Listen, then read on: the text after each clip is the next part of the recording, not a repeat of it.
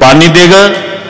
ते बिचारी घाई घाई तांब्या फुलपात्र जरा जोरात ठेवलं की आवाज होतो भांड्याचा. आदळून कशाला देतेस, जाय घेऊन.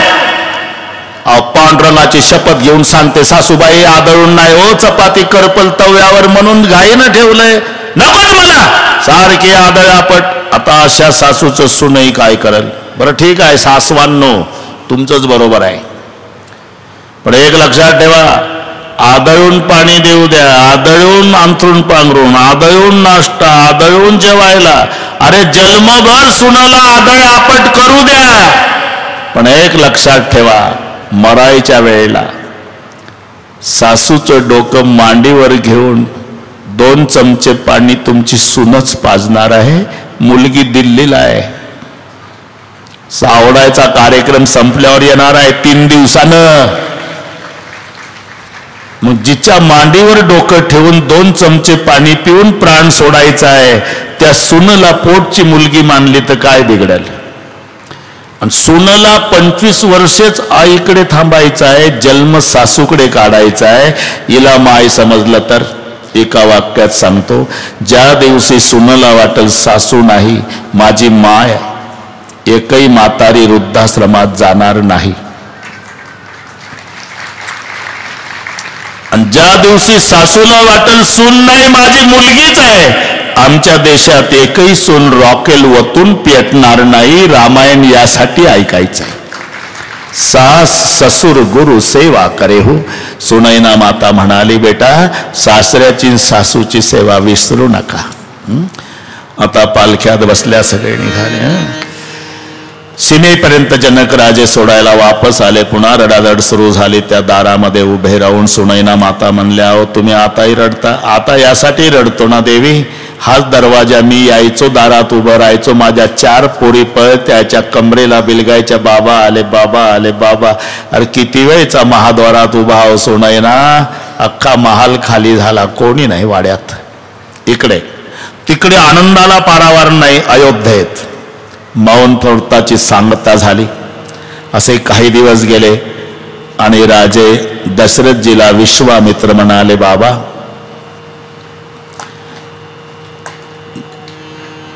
जाने की इजाजत दो. विश्वामित्राला एकांतात नेलं. दशरथ राजे रडले, महाराज मेरी अंतरात्मा बोल रही है कि दशरथ तू ज्यादा दिन जिंदा रहने वाला नहीं. मेरी प्रार्थना है बाबा, मरने के बाद मेरे महल में आते जाते रहना और मेरे बच्चों को संस्कृति का बोध दिलाते रहना. राजा काय अपेक्षा करतो एका साधूकडून? संस्कृती का बोध. पण जगातली सर्वात मोठी श्रीमंती संस्कार आहे बरं का डोंगरे परिवार. तुम्हाला या गोष्टीचा अनुभव आहे. रंगनाथ महाराज परभणीकरापासून तुमच्या परिवाराशी संबंध साधू संतांचा आला. जगातली श्रीमंती म्हणजे संस्कार. 1 मिनिट घेतो. आता मी सगळे वैभव तुमचं पाहलं, 1च मिनिट. तुम्ही कितीही कष्टानं मिळवलं असेल आणि मुलावर संस्कार नसेल तर तुमची मुलं रात्री 12 ते 4 100 मित्रांना डाब्यावर घेऊन पैसे उडवतील. 6 महिन्यात पैसे संपल्यावर तुमच्या नरड्याला चाकू लावू लावू सह्या घेतील. 2 वर्षात 100 एकर विकतील आणि मग तुमच्या समोर त्याच गावात जर्मनच्या ताटात बाजरीचे पीठ मागतील. जर मुलांवर संस्कार असेल तर तुम्ही अपेक्षा केली नाही एवढं वैभव तुमची मुलं तुमच्या समोर निर्माण करतील.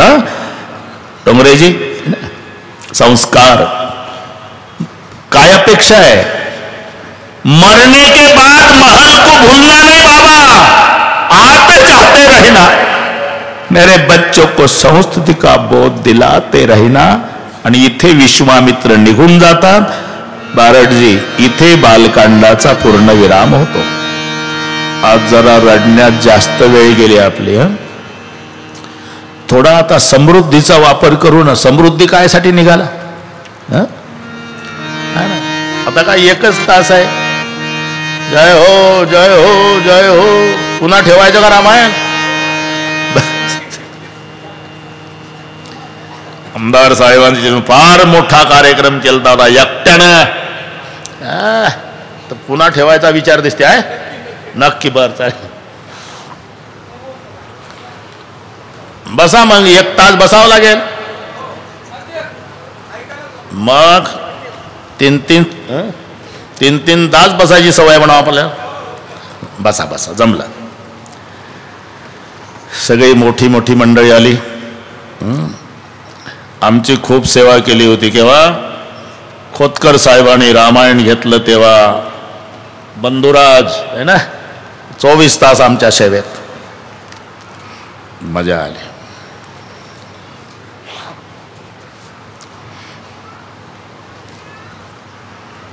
पहिला कार्यक्रम जालन्याला झाला. रोज मंडप टाकणे, समाजाने कमी पाडणे, रोज तीच पद्धत इथं आहे. तुम्ही पाहिलं असेल आता तीच पद्धत. रोज मंडप टाकणं चालू आहे. आता जागाही संपली. आणि मी गंमत केली या काल कौशल्या मावल्यांना की तुमच्या लेकी बोलून घ्या, उद्या आंब्याचा रस आहे. गंमत केली. एवढ्या लोकांसाठी आंबे रस केला मौजपुरीच्या लोकांनी. मौजपुरीतली मौज सांगतो. एवढ्या लोकांसाठी 35 क्विंटल आंबे. यांना म्हटलं उद्या लेकी बोलून घ्या, असं गंमत केली ती काल. तर यांनी मोबाईल केले तर लेकीच नाही, लेकीच्या जावाई आल्या. त्याच्यामुळे समाज तिनपट झाला. आता पुरुषाला जागा संपली.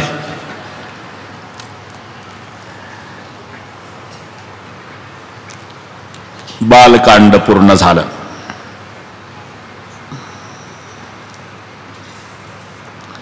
करू करू आपण मोठं करू. मोठी लोक आहे ते काय करांगोळीनं उचलते गोवर्धन. ते काय काट्याला वाजी करायचं.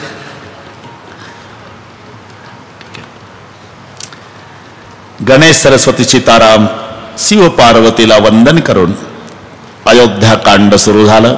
आता 1च तास राहिल्यामुळे थोडं वेगात घेऊ आपण. हा बस. येथे श्रीमद रामचरित सकल कलिकलची 2 प्रथम सोपान समाप्त. अयोध्येमध्ये रामचंद्र प्रभू 12 वर्षे होते. 15व्या वर्षी लग्न झालं. आता 27चा राम झाला. 27चा. सीतामाईचं वय 21 आहे. वनवास 27व्या वर्षी. लक्षात ठेव. भरत शत्रुघ्न मामाच्या घरी गेले. मामा युधाजित राजे. आता तिकडची पार्टी माहिती नसल्यामुळे 2 मिनिट घेतो तुम्हाला. 2. इकडचं सगळं माहिती आहे. राम लक्ष्मण भरत शत्रुघ्न सगळे माहिती आहे. तिकडची पार्टी म्हणतो मालव देश. मालव देशाचा राजा अश्वपती. अश्वपतीची पत्नी मालती उर्फ शुभनयना. लक्षात राहील का नाव? हो म्हणत जा. ती गरोदर आहे. तिच्या पोटात कैकई. मोठा मुलगा युधाजित. मालव देशाचा राजाला त्याला अश्वपतीला आशीर्वाद आहे वर्षा ऋषीचा. वर्षा ऋषी त्याचे पुरोहित आहे. वर्षा ऋषीचा आशीर्वाद होता की तुला राजहंसाची भाषा कळेल, पण ती भाषा कोणाला सांगितली काय बोलले राजहंस तू मरून पडशील, असा शापही होता. एक दिवस गरोदर अवस्थेत मालती. मालती म्हणजे कैकईची मम्मी. पोटात कैकई. राजा राणी दोघेही गार्डन मध्ये गेले. गार्डन मध्ये फिरताना ते हौदामध्ये राजहंसाचं पक्षाचं जोडपं काहीतरी बोलत होतं. बोलत ती भाषा कळाली. अश्वपती हसला. मालतीनं विचारलं का हसता बरं? ते पक्षी एकमेकाचे टिंगल करतात. काय म्हणतात ते सांगता येत नाही. आणि मग हसता कसं? कळलं म्हणून. सांगता का नाही येत? अरे मला शाप आहे, जर सांगितलं तर मरून पडशील असा शाप आहे. असं आज कळलं मला. माझ्यापेक्षा प्राणावर प्रेम जास्त आहे तुमचं नाही का? अरे पण माझा प्राण जातो. मेला तरी चालेल. उगच काही जन्माला आले काहीच्या पोटी. हे नीट घ्या. तिकडे तोच कार्यक्रम केला आणि दसरथ मारायचा. इथं तिची मम्मीचं सांगतोय माय तशी लेख. बरं हे नीट आहे का? माय तशी लेख. मेला तरी चालेल. काय म्हणले बघ? अरे तुला कळत कसं? विधवा व्हावं लागेल तुला. मी मेल्यावर कुंकू पुसून राहील मी जन्मभर. पण सांगा काय म्हणले ते? सांगे ना राजा. असं करीत करीत महालात आले. अरे सांगा ना काय म्हणले पक्षी? अरे तुला कळत कसं नाही? मला मरावं लागतं. मेला तरी चालेल. सांगा काय म्हणले? तसं नाही सांगायचं तुम्ही. पोटातल्या गर्भासह मरते मी म्हणून रॉकेल ओतलं. आता रॉकेल ओतल्यावर सांगता का नाही? आता राजा घाबरला की 2 जीव जातात, हे आणि याच्या पोटातला गर्भ. काय करावं सांगण्याच्या तयारीत राजा आला. एवढ्यात योग आहे, वर्षा ऋषी आले. उदास का राजा, तुम्हाला रॉकेलचा वास नाही आला का बाबा? ते काय बसले रॉकेल ओतून, पेटून घेते म्हणते नंतर सांगा, आणि मी सांगितलं तर माझा प्राण जातो. असं आहे का? थांब, तिला सांग रात्री 12 नंतर सांगायचं असते म्हणावं. कारण आता तिचं तासाभरात बाळंतपण होणार आहे. बाळ जन्माला आलं की हिला रथाच्या खांबाला बांधायचं, जिथं हिंस्त्र पशु त्या जंगलात नेऊन सोडायचं, ही मेली तरी चालेल. झालं बाळंतपण, कैकई जन्माला आली, हिला नेऊन सोडलं जंगलात, तिकडेच मेली. आता कैकईचा सांभाळ कोणी करावा? ही कैकईच्या आईची दासी आहे मंथरा, आणि तिनं कैकईचा सांभाळ केला. आणि कैकईचं लग्न राजा दशरथासोबत झालं. 3 करार आहे याच्यामध्ये. 3 करार: द्रव्य शुल्का, वीर्य शुल्का, राज्य शुल्का. द्रव्य शुल्का सुमित्रा आहे, द्रव्य शुल्का कौसल्य आहे, वीर्य शुल्का सुमित्रा आहे, राज्य शुल्का कैकई. म्हणजे विधिवत लग्न द्रव्य दान करून केल्या जातं, तिला म्हणतात द्रव्य शुल्का. जिंकून आणलं आपल्या वीरश्रीच्या द्वारा सुमित्रा, ही वीर्य शुल्का. आणि तिच्या बापानं लेखी घेतलं, हिच्या पोटी जन्माला येणार पोर सिंहासनावर बसेल असा करार राज्याचा केला, म्हणून कैकई राज्य शुल्का. हे मुद्दे लक्षात आले ना? लग्न झालं पण जाताना कैकई बापाच्या पाया पडून रडली, बाबा धन दौलत नको, पण जिनं मला मायची आठवण येऊ दिली नाही, इतकं सांभाळलं, ती मंथरा मला सोबत द्या. म्हणून मंथरा सोबत दिली सप्रेम भेट अयोध्येचं वाटोळे करण्यासाठी. म्हणून तुम्हाला तिकडे नेलं माहेरी.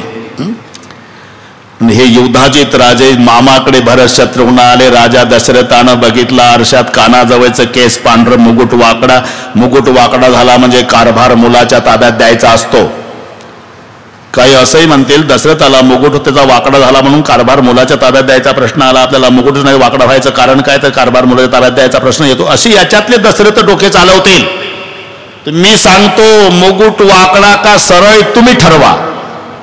ज्या दिवशी तुम्ही घरी येता, पायातला जोडा वाजला, बरं का खोतकर साहेब, पायातला जोडा वाजला की घर लट लट लट लट कापतं. सगळे भराभरा उठून जातात, नोकर कामाला, सुना आपापल्या खोलीत, मुलं उद्योगाला. कोणी कोणाशी बोलत नाही. फक्त एक म्हातारी धाडस करून पुढे येते आणि ती नम्रतेनं, चहा घेता का कॉफी घेता का, पाणी तापलं, आंघोळ करता का, नाश्ता तयार आहे का, स्वयंपाक तयार आहे, ताटच वाढू. समजायचं सध्या मुकुट सरळ आहे.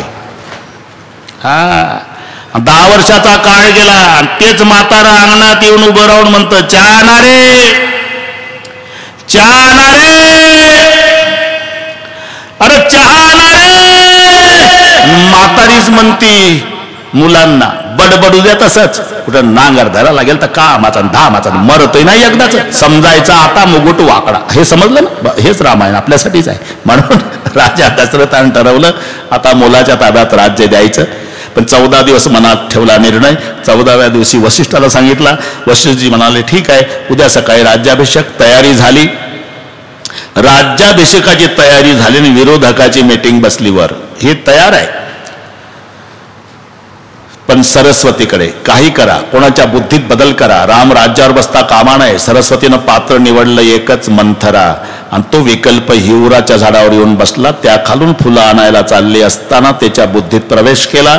अजूनही शहाणी माणसं हिवराच्या झाडाच्या सावलीत बसत नाही. हिवराची दाट सावली सज्जेने जैसी वाळीली. मंथरा बिघडली. मंथरा आली, कैकईला म्हणाली, पोरीच म्हणली ती जन्मभर का, ते दासी असली तरी जन्म झाल्यापासून सांभाळलं नाही ना. पोरी तुला कसं नाही कळत, सुशोभित केली अयोध्या उद्या. राज्याभिषेक रामाला, राजमातेचा अधिकार कौशल्याला, जन्मभर दासी म्हणून जीवन जगावं लागेल तुला.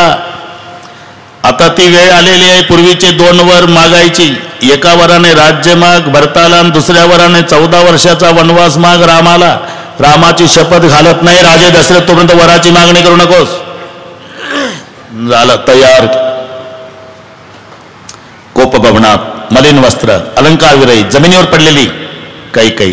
राजे दशरथ आनंदाची वार्ता सांगण्यासाठी आले मंथरादारामध्ये. कैकई काय? कोपभवन सुनी सकचे उराव धक्का बसला आणि राजे आत येऊन पाहतात तर जमिनीवर पडलेली कैकई. जवळ आले राजे. कैकई निकल जाए ऐसे. इकडे तोंड फिरवलं. कैकई मुंह नहीं देखने का. सुनाचा सासरा वय वर्ष 80, सुनाच्या समोर 75च्या म्हातारीची हनवटी धरू धरू जर सासरा म्हणत असेल कोकिल कंठी, पूर्ण घर शर्मिंदा होईल की नाही. हे रामायण राजा दशरथाच्या घरातलं सांगतो.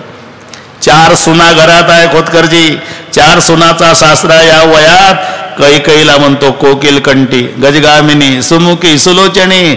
आताचा दशरथ काम आहे. निघाल असं. कैकई क्रोध आहे, घे राज्य मागून. मंथरा लोभ आहे. काम क्रोध लोभ एका ठिकाणी आल्यानं रामराज्य 14 वर्ष लांबले. क्या चाहिए? कुछ भी मांगो. मालूम है मांगो जिंदगी भर दिया है आज तक. अरे भोले स्वभाव वाला हो, भूल गया हो. पूरी दुनिया जानते कैकई मेरे रघुकुल को.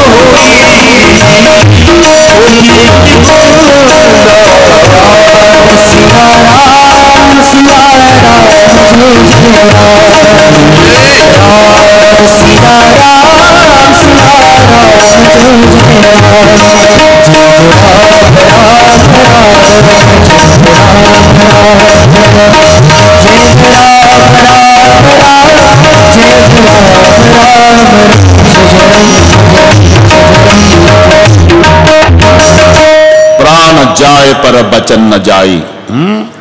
ही चौपाई बरं का चव्हाणजी. सगळ्यांना पाठ आहे, लहान मुलापासून म्हाताऱ्या माणसापर्यंत. प्राण जाय पर बचन न जाई. रघुकुल रीत सदा चली आहे. ते पर राम शपथ. रामाची शपथ घातल्यावर कैकई उठून बसली. आतापर्यंत निकल जाणे असे, मोनी देखणे का अशी रागावणारी. पण रामाची शपथ घातल्यावर या शब्दात कैकईचं बोलणं सुरू झालं.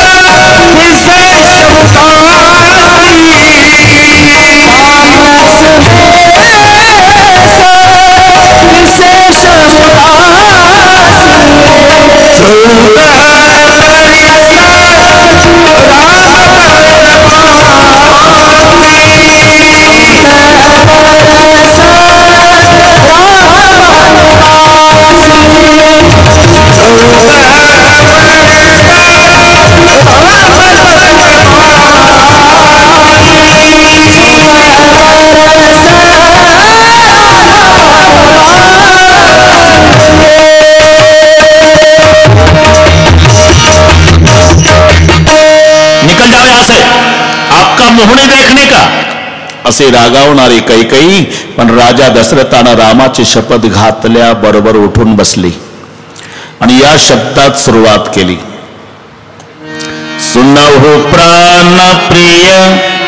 प्राण प्रिय का? आता राजाचे प्राणच तिला प्रिय आहे. ती याच्या प्राणावरच टपलेली आहे. हिच्यामुळे त्याचे प्राण जाणार आहे. हिला त्याच्या प्राणापेक्षा काहीच प्रिय नाही. म्हणून शब्द पहा. सुनहु प्राण प्रिय भाव तजी का, देहू एक बर भरत इतिका.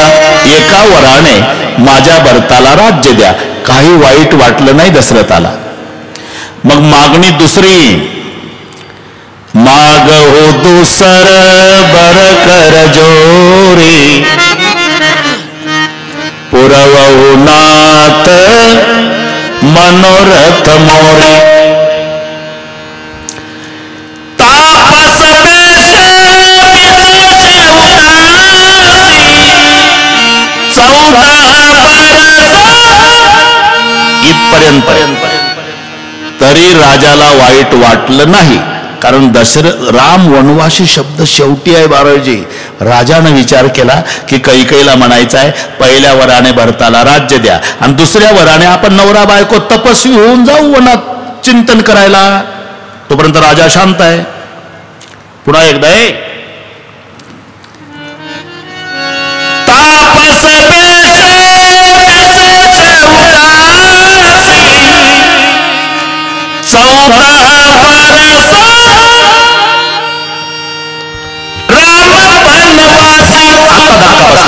ताड़ कर उठला राजा. अरे भरत को शासन ठीक है, राम को वनवास क्यों?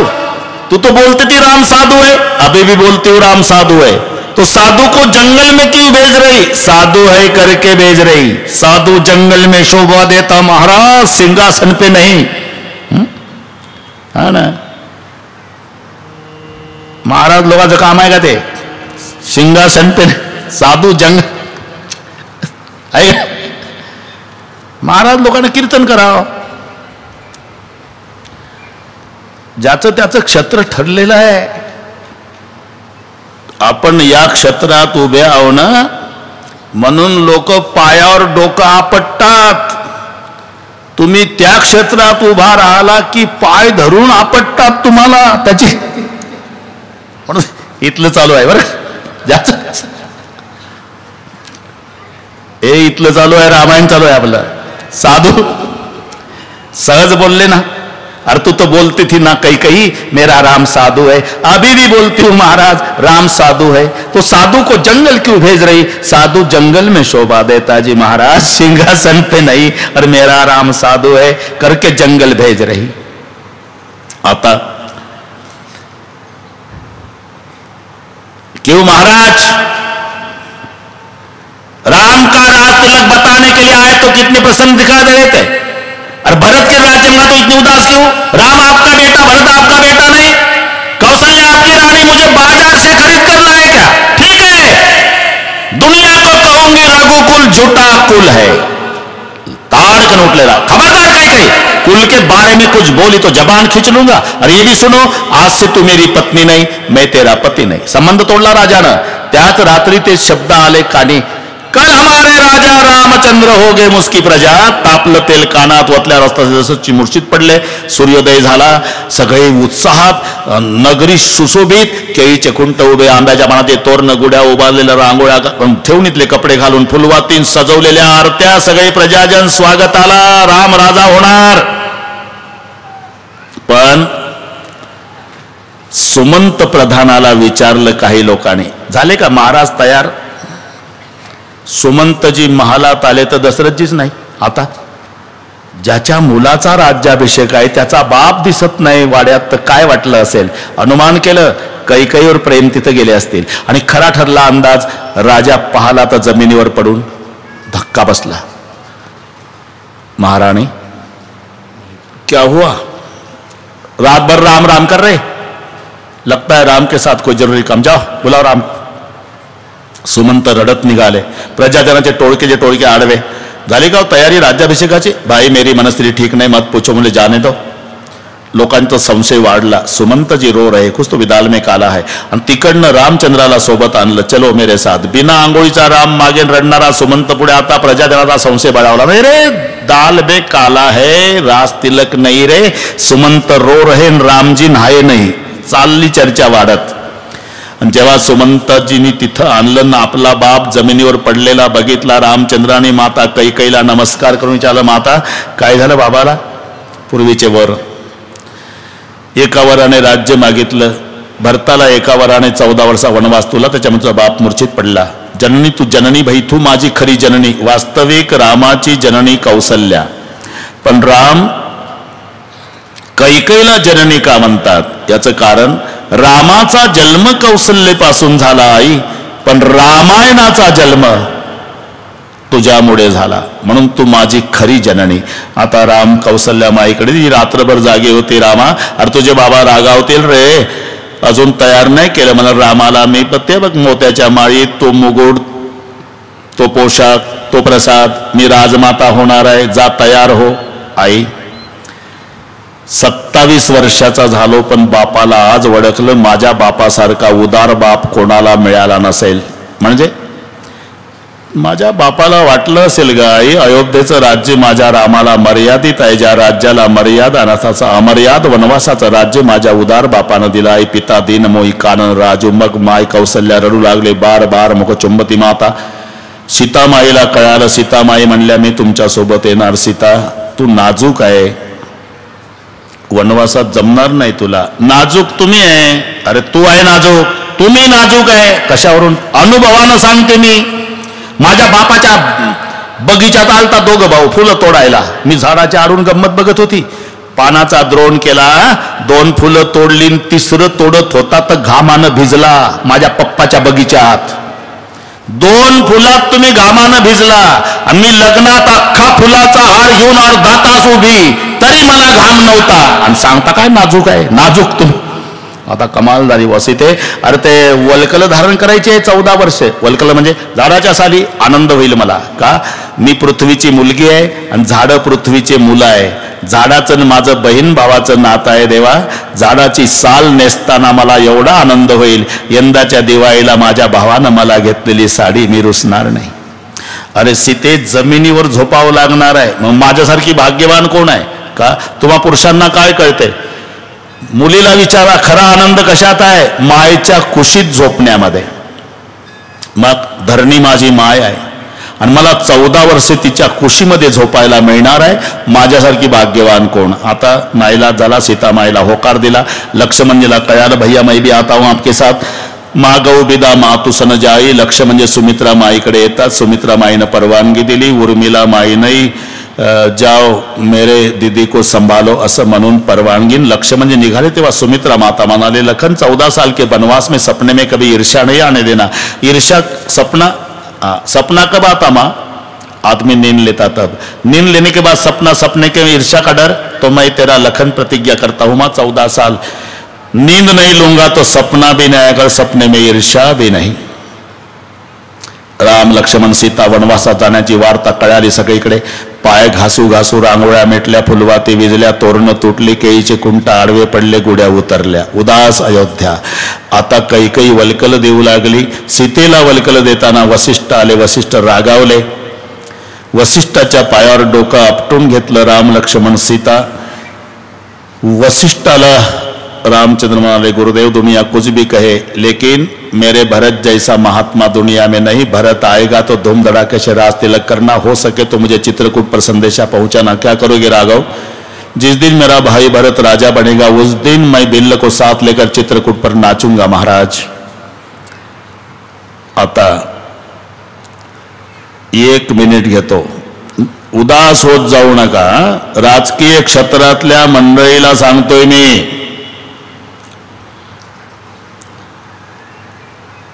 नारळ फोडताना एखादं नारळ त्याला 3 दणके लागतात, एखाद्याला 4 लागतात, हे का नाही? एक पहिल्याच दणक्यात फुटतं. नारळ आहे ते. लक्षात आलं ना तुमच्या? पहिला दणका. उदास व्हायचं नाही. दुसरा द्यायचा, नाही व्हायचं उदास. तिसरा द्यायचा, नाही व्हायचं. चौथा. आणि चौथ्या दणक्यात नारळ फुटलं. चौथ्या दणक्यात फुटलं म्हणजे 3 वाया गेले का? पहिल्यानं थोडं क्राक केलं बरं, दुसऱ्यानं थोडस जास्तच केलं, तिसऱ्या दणक्यात अजून क्राक झालं, चौथ्यानं तर 2च तुकडे केले. म्हणून हे उत्तर काही काही माणसं म्हणतात, तुम्ही म्हणता सर्व प्रश्नाची उत्तर हो, मग राजकीय क्षेत्रातल्या प्रश्नाचं त्याचंही उत्तर आहे इथं. एकच मिनिट घेतो. 15 दिवसापासून नाचत असतात लोक, अध्यक्ष आमचा होणार, अध्यक्ष आमचा होणार, अध्यक्ष आमचा होणार, अध्यक्ष आमचा होणार. आणि मग अध्यक्ष निवडीच्या दिवशी तयारीनं 50 गाड्या, गुलालाचं पोतं, गुच्छे, हार,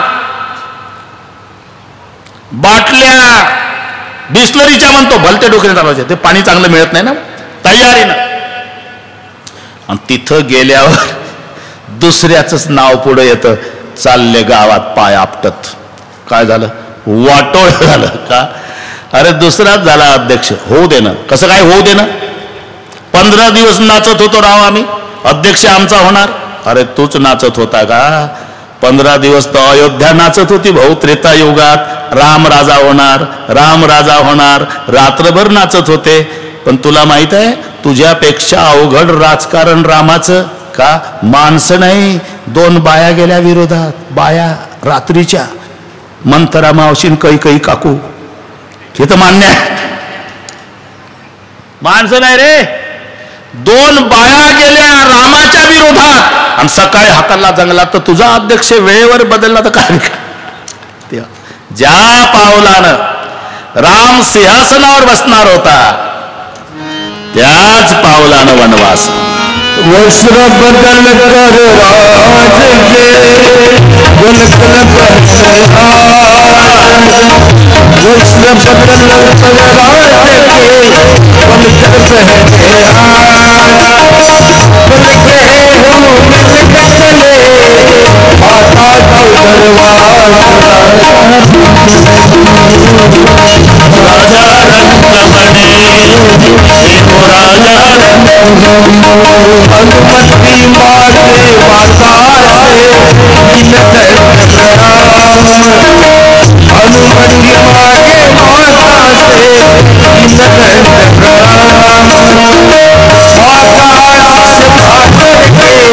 अनुमति मांगे माता से, अनुमति मांगे माता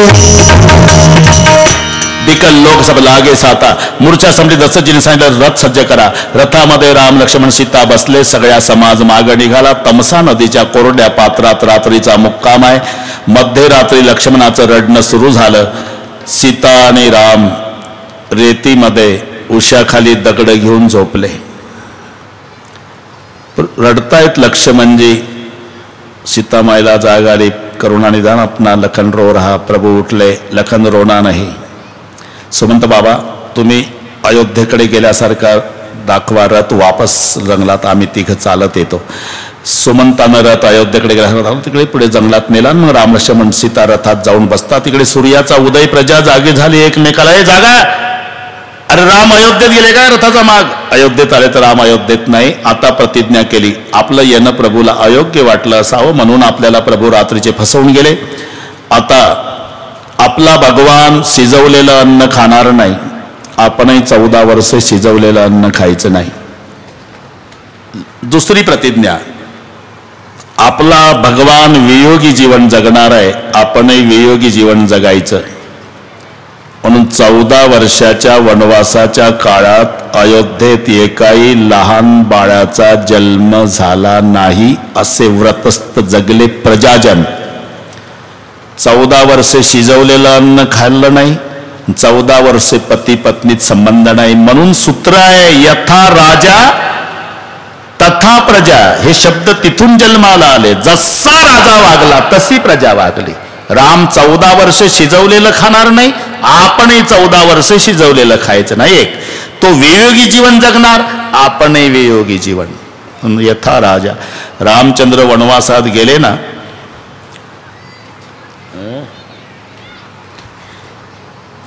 त्या दिवशी वैशाख महिन्याची षष्टी आहे.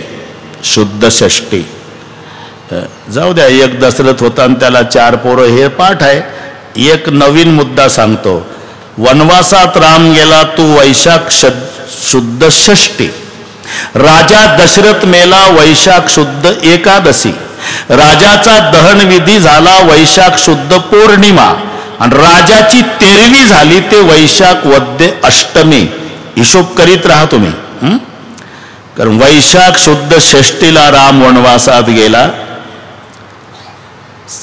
6 दिवसांनी सुमंत वापस आला आणि मग त्या दिवशी एकादशी होती. रात्री 12ला राजा दशरथ मेला.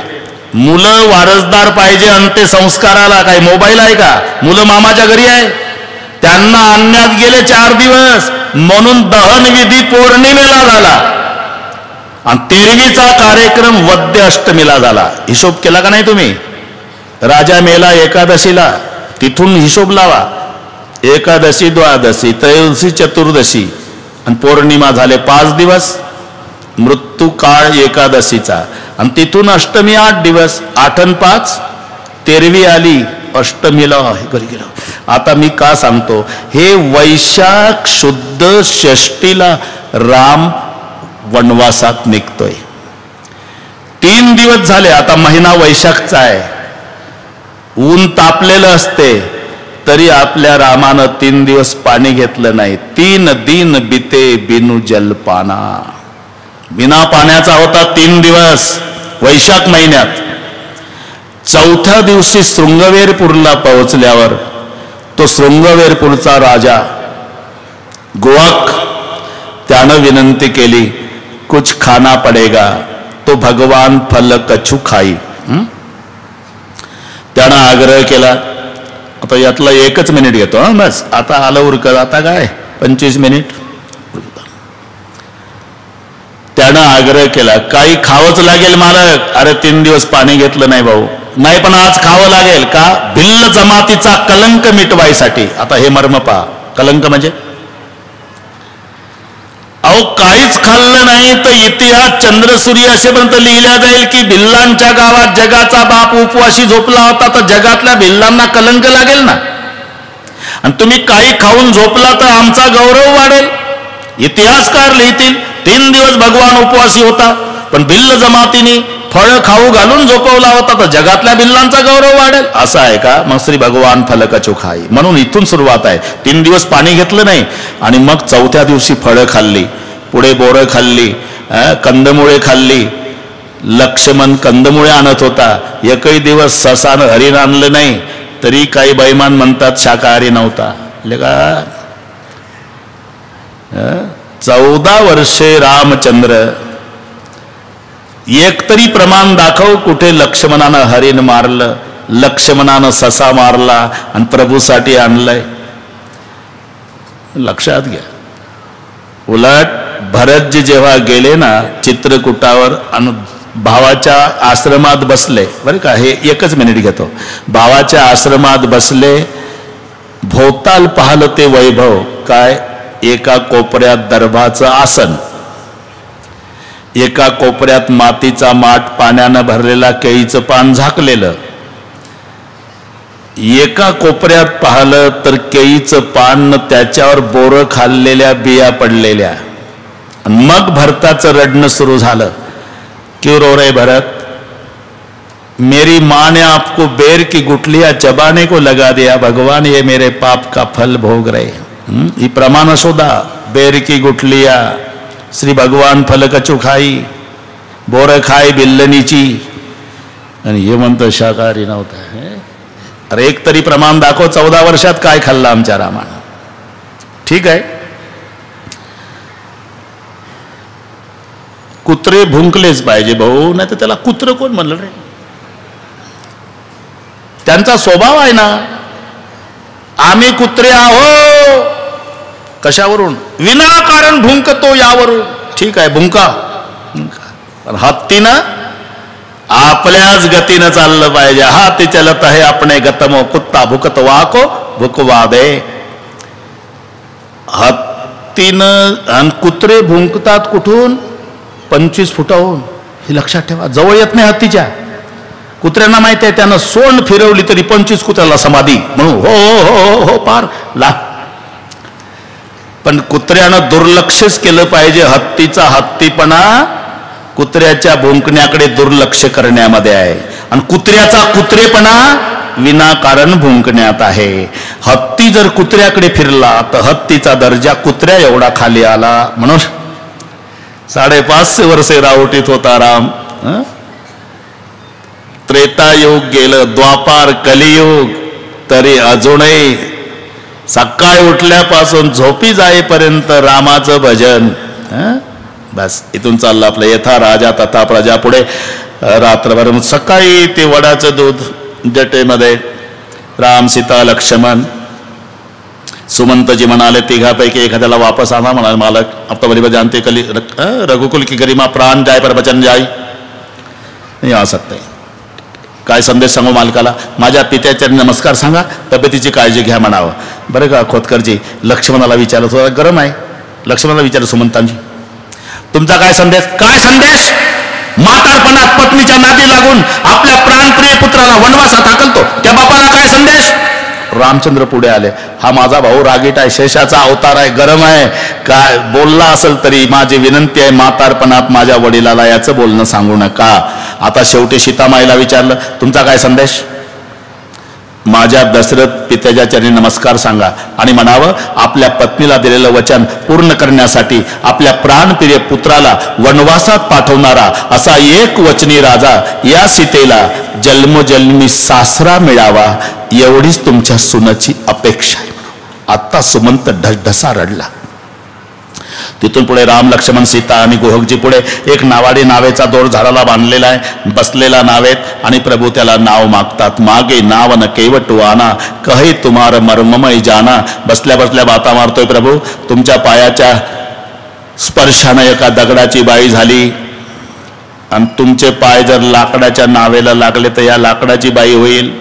घरची एक बाई, हे एक बाई, दोन झाल्या बाया. धंदा डुबला, कुक्कुट पालन, जर्सी गाई, तसलं काही नाही. यही प्रतिपालऊ. बसल्या बसल्या अगर जाना है तो मोही पद पद्म पकारण कहू. मला पाय धुण्याचा आग्रह कराल तर. आणि पलीकडे गेल्यावर 1 रुपया नाही घेणार. बसल्या बसल्या चाललंय अजून. आमचा नियम आहे उदासीन वेशातल्या माणसाकडून पैसे घेत नाही. आणि पहिल्या भेटीत जर विश्वास बसत नसेल तर तुमच्या बापाची दशरथ राजाची शपथ. दशरथाची शपथ घातल्यावर बिघडला लक्ष्मणराव.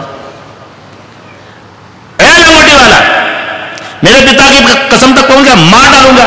हम तो हंसू लागला. बोले भगवान मंगने की तरीका है क्या जी? बड़ा भैया नैया मांगता, छोटा रिवाल्वर दिखा रहा, इनको क्या लगता मैं डर जाऊं? डरने वाला नहीं, मारने दो. बहुत बड़ा फायदा. क्या फायदा? पहला फायदा गंगा के तट पर मरण, दूसरा फायदा भगवान के लखन के हाथों मरण, तीसरा फायदा भगवान के सामने मरण, चौथा फायदा मरने के बाद पत्नी बच्चे रोएंगे तो भगवान आंसू पोंछेगा, पांचवा फायदा भगवान को मेरी प्रेत यात्रा में हाजिर रहना पड़ेगा, और छठवां फायदा जो प्रेत यात्रा में हाजिर रहता उसको 10वें के दिन भी रुकना पड़ता. लखन ने हिसाब लगाया है, लंगोटी वाला लंबा हिसाब लगा रहा है. 10 दिन रुकने की बात मानने लायक नहीं. हाँ तो अगर जाना है तो मोही पद पद्म पखारण कहू. मला पाय धुण्याचा आग्रह कराल तर. आता 1-2-3 मिनिट त्रास देतो बस. आता काय 29 मिनिट आहे. मी शुद्धीवर आहे, वेळेच्या बाबतीत टेन्शन घ्यायचं नाही. सर्वांनी हात वर करा. सांगतो बरोबर. आता आपण गंगेच्या काठावर जायचं आहे. जास्तीत जास्त 4 मिनिटा करता. आता कल्याणीचा काठ आहे ना गंगाच.